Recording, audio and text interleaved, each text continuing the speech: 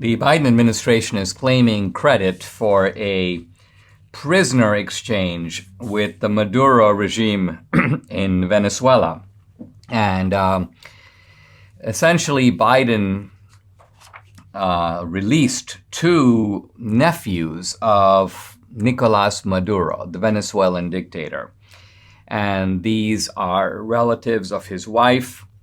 They had been jailed. They were apparently arrested in Haiti on drug smuggling convictions. And Biden goes, you can have them back in exchange for 7 Americans who were imprisoned in Venezuela, including, by the way, 5 oil executives who had been held for nearly 5 years. The case is actually kind of crazy. The 5 American oil executives went down to Venezuela in 2017. They were invited to a sort of a conference being hosted by the state-run oil company. It's called PDVSA, PDVSA. And so PDVSA had this supposed conference, and when these American oil executives show up, basically they're hauled off by security agents, later accused of embezzlement, and convicted in a trial that was then upheld by the Venezuelan Supreme Court. Now, when I say all this, Debbie will tell you more than anyone else that the Venezuelan Supreme Court is a rubber stamp. It's not a real Supreme Court. It was stacked by first Hugo Chavez and then Maduro, handpicked judges. The independence of the Venezuelan court has been destroyed. By the way, the left would be happy to try to do something like that here as well. The Supreme Court now is a big thorn in their side. So the Supreme Court in Venezuela basically upholds the conviction, but there appears to be no credible evidence that these guys were embezzlers of any sort. Now, I suppose one could make a broader ideological argument that by being oil executives and doing business in Venezuela, they are, quote, exploiting the country, and so they're embezzling from the people. But that is normally nothing more than sort of boilerplate socialist rhetoric. It's not the basis for convicting anyone because you don't have anything on them.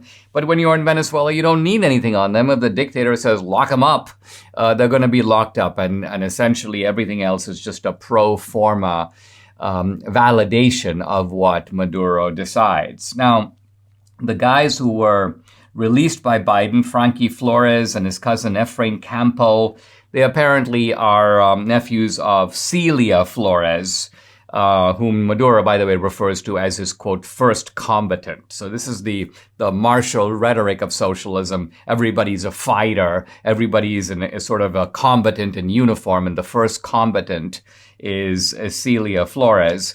Now, what do we make of all this stuff? I mean, there are obviously quotations in the media and probably some video of these families who are obviously relieved to have their relatives back. They're unjustly imprisoned over there. Thank you, President Biden. And I can understand that point of view. Obviously, it is heartbreaking to have a family member imprisoned, not just imprisoned, but imprisoned in a foreign prison, fate uncertain.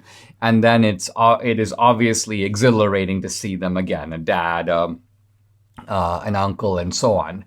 But, and there's a big but, there's a high price to be paid in many cases for these so-called prisoner exchanges. Let's think back, and actually when Debbie and I were talking, she reminded me of this. Think back to the Bergdahl exchange.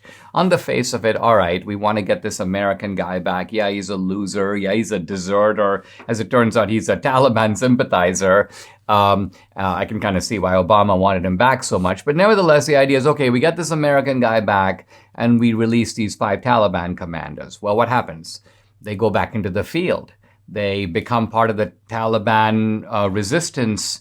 They then engage in guerrilla warfare against the U.S.-backed government in Afghanistan. They overthrow that government. Those Taliban commanders, at least one of them, is now serving in the new Taliban government.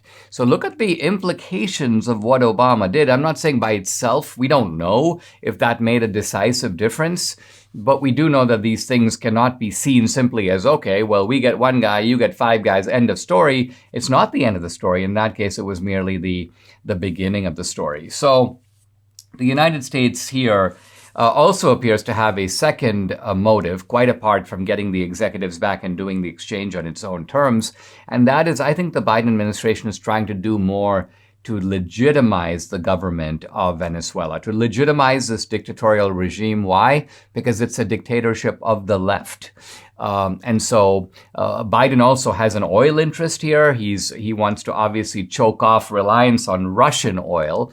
And that means the United States becomes paradoxically more dependent on Iranian oil and more dependent on Venezuelan oil. Those are two oil-producing countries that nevertheless have their own agenda. Islamic radicalism in the one case, a kind of radical socialism on the other. But notice the kind of easy affinity of the Biden regime with both these corrupt and tyrannical regimes. It's almost like Biden recognizes that he's got at least some sort of ideological kinship with both. And so under the guise of, well, yes, we've entered into very difficult negotiations and so on, the net effect here is to take a regime that is illegitimate, that's destroyed the country, that is imposing horrible burdens on its own people, and strengthen its hold on power.